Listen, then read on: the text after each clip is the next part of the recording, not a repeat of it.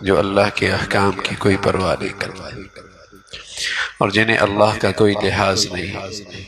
تم اللہ تعالیٰ کا لحاظ رکھو گے،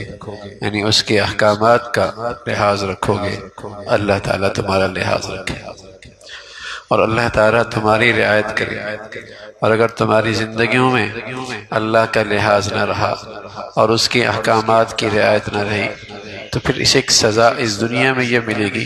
کہ تمہاری عقل ماری جائے اور تمہیں اپنا حقیقی نفع نقصان کا بھی خیال نہیں رہے گا، یعنی تم اپنے آپ کو بھول جاؤ گے، تمہاری عقل ماری جائے گی اور تم اپنا حقیقی نفع نقصان کو بھی بھول جاؤ۔ گناہ کا سب سے پہلی سزا اور سب سے پہلا نقصان آدمی کی عقل پہ ہوتا ہے، اس کی عقل خراب ہو جاتی ہے۔ بظاہر وہ دنیا کے بہت بڑے بڑے پہاڑ سر کر لیتا ہے اور اہداف پورے کر لیتا ہے، لیکن اسے اللہ سمجھ میں نہیں آتی اور اس کی قدرت سمجھ میں نہیں آتی اور اس کی معرفت نصیب نہیں ہوتی اور اس کا تعارف نصیب نہیں ہوتا اور اس کی شان سمجھ میں نہیں آتی۔ اللہ کی قدرت میں جسے کہیں کہ بہت ریسرچ کرتا ہے اور تحقیق کرتا ہے اور اس میں بڑے بڑے اہداف پا لیتا ہے، اور جس ذات نے وہ ساری مخلوق پیدا کی وہ سمجھ میں نہیں آتی،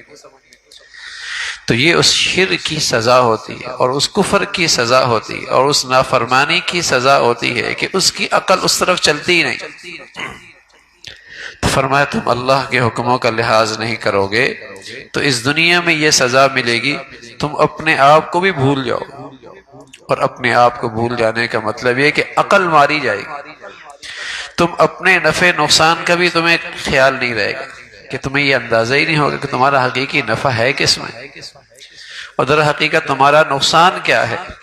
تم نفع کو نقصان سمجھنے لگو گے اور نقصان کو نفع سمجھنے لگ جاؤ گے، کامیابی کو ناکامی سمجھنے لگ جاؤ گے اور ناکامی کو کامیابی سمجھنے لگ جاؤ گے۔ عزت تمہاری نظر میں ذلت ہو جائے گی اور واقعی جو ذلت ہوگی تمہاری نظروں میں وہ عزت بن جائے گی، عقل ماری جائے گی۔ یہ سزا ملتی ہے جب آدمی اللہ کے حکموں کا لحاظ نہیں کرتا اور جب اللہ رب العزت تقوی نصیب فرما دے، پرہیزگاری نصیب فرما دے،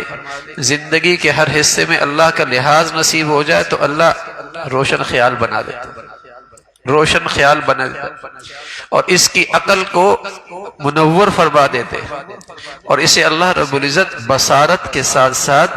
بصیرت بھی نصیب فرما دیتے۔ یہ تنگ نظر نہیں ہوتا، یہ دور اندیش بن جاتا، یہ پھر تنگ نظر نہیں رہتا، یہ دور اندیش ہو جاتا ہے، یہ صرف اس چھوٹے سے جہان کو نہیں دیکھتا، نہ ختم ہونے والی زندگی بھی اس کے پیش نظر ہونے لگتی، یہ دور اندیش ہو جاتا ہے، دور کی نظر رکھتا ہے، دور کی نظر رکھتا ہے، روشن خیال ہو جاتا ہے، بابصیرت ہو جاتا ہے۔ یہ صرف سر کی آنکھیں نہیں رکھتا، اللہ رب العزت اسے دل کی آنکھیں بھی اور سمجھ بھی نصیب فرما دیتے ہیں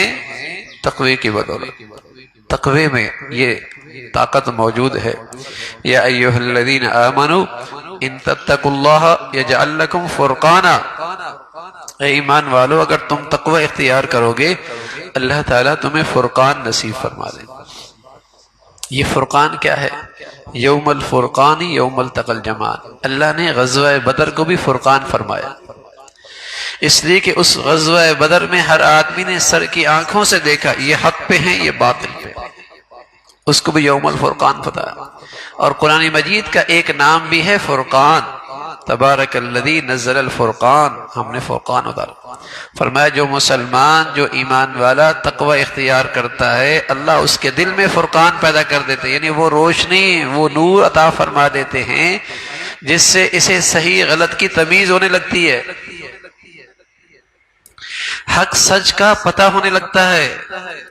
سنت اور بدعت میں فرق کرنے لگتا ہے،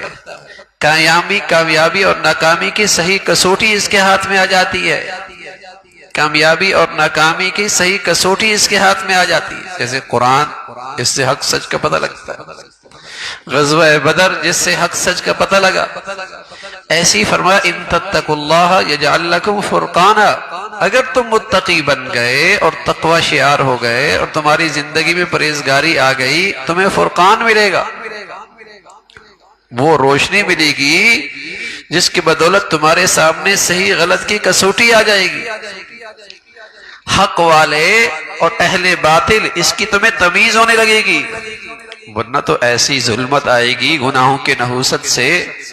اور ایسا اندر سیاہ ہو جائے گا اور عقل ایسی ماری جائے گی کہ نہ حق کو تم حق والے کہو گے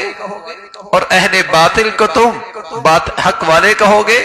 اور حق اور سچ والوں کو تمہاری نظر میں وہ باطل ہو جائیں گے، اور تمہاری نظر میں سنت نہیں بدعتی زندگی کامیابی بن جائے گی، اور تم کھلے شرک میں مبتلا ہو جاؤ گے، اسی کو تم عقیدہ سمجھو گے، گناہوں کی نحوست. تو فرمایا اگر تم تقوی اختیار کرو گے اور اللہ کا لحاظ نہ رکھو گے، اگر تم نے تقوی اختیار نہ کیا اور اللہ کا لحاظ نہ رکھا، اس دنیا میں سزا یہ ملے گی کہ تم اپنے آپ کو بھی بھول جاؤ، عقل ماری جائے گی اور صحیح اور غلط کی تمیز نہیں رہے گی. فرمایا یہی وہ لوگ ہیں جو واقعی نافرمان، جنہیں اللہ کا لحاظ نہیں، اللہ کا خیال نہیں. برادری کا لحاظ ہوتا ہے اور سوسائٹی کا لحاظ ہوتا ہے، اپنے اور پراؤں کا لحاظ کرتا ہے، لیکن اگر اس کی زندگی میں لحاظ نہیں تو اس مالک حقیقی کا نہیں. یہ سب کی رعایت رکھتا ہے کسی نہ کسی درجے میں، خوشی کے موقع پہ، شادیوں کے موقع پہ، مجالس میں، زندگی میں، سب کی کسی نہ کسی درجے کی رعایت رکھتا ہے. نہیں رعایت تو اللہ کی ذات کی نہیں، اس کا لحاظ نہیں کرتا. فرمایا یہ نافرمان ہیں، اور یہ لحاظ رکھنا کہ اہل جنت اور جہنم برابر نہیں ہو سکتی، دونوں کا معاملہ اور مرتبہ اور مقام ایک جیسا نہیں ہے، اور اللہ کا معاملہ دونوں کے ساتھ یکساں اور ایک جیسا سلوک نہیں ہوگا. جنت والے تو کامیاب لوگ ہیں، جنت والے تو کامیاب لوگ ہیں، اور واقعی حقیقی کامیابی انہیں نصیب ہے. اللہ رب العزت ہمیشہ ایمان کی حقیقت نصیب فرما دے، تقوی نصیب فرما دے، اور اللہ رب العزت عقل نصیب فرمائے، بصیرت نصیب فرمائے، اللہ عمل کی توفیق نصیب فرمائے.